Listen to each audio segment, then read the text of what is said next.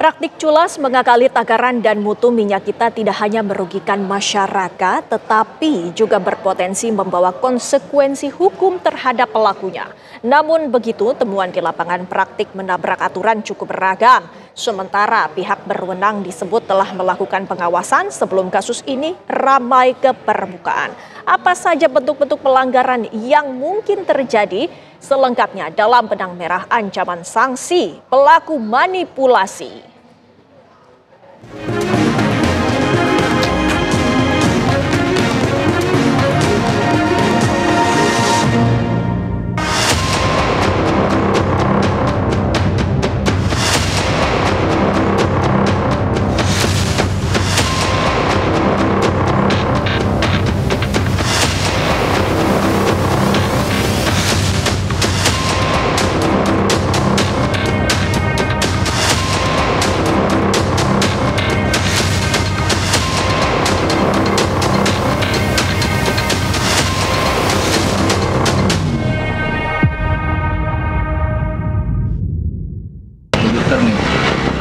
Nih, gila nih, penipuan nih.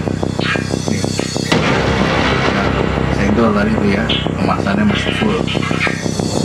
Terus Video viral menyoal takaran minyak kita seakan ikut menguak maraknya praktik nakal merugikan halayak. Pengusutan intensif oleh pihak berwenang lantas mengantarkan sejumlah nama sebagai tersangka. Mereka berulah dengan menyunat takaran, memasukkan label dan atau isinya, hingga memanipulasi label juga isi, serta menyunat takarannya.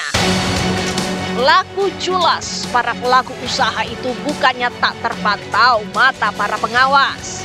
Bahkan sebelum isu minyak kita ini ramai, Kementerian Perdagangan disebut telah memelototi tidak kurang dari 316 pelaku usaha yang tersebar di 23 provinsi. Kemendak melalui Direktorat Metrologi dan Unit Metrologi Legal di kabupaten atau kota juga telah melakukan pengawasan terhadap produk yang telah beredar di pasaran. Mereka memeriksa tidak kurang dari 88 produsen atau pengemas ulang di 168 kabupaten atau kota. Buah pengawasan itu kemudian menjaring 66 pelaku usaha di tingkat distributor dan pengecer yang terbukti melanggar aturan. Di sisi lain, tercatat pula sebanyak 40 produsen atau repacker yang volume produknya tidak sesuai dengan label tertera. Terhadap mereka dikenakan sanksi administratif dan diwajibkan segera melakukan perbaikan dengan pemantauan pemerintah daerah untuk mencegah kelangkaan. Data yang di kami sebetulnya kita sudah berikan teguran tertulis dan sanksi lainnya itu sebanyak 66 perusahaan. Sementara yang terkait alat ukur tangkap timbangan itu terdapat 4 perusahaan. Itu ada 5 perusahaan, cuman yang 1 perusahaan sudah cukup.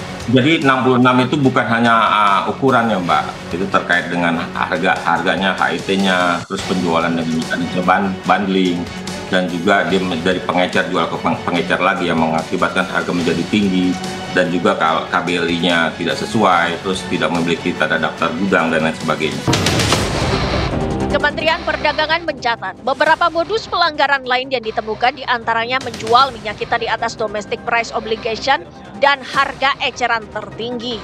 Sementara modus berbeda yakni menjual minyak kita antar pengecer serta tidak adanya pembatasan penjualan oleh pengecer yang membuat distribusi minyak kita tak merata.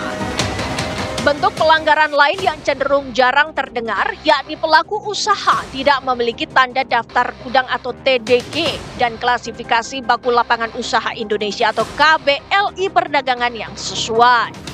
Itu kami setiap kali minta kepada pedagang pasar belinya di mana. Itu tidak pernah kami dapat informasi beliau beli dari mana. Seperti itu.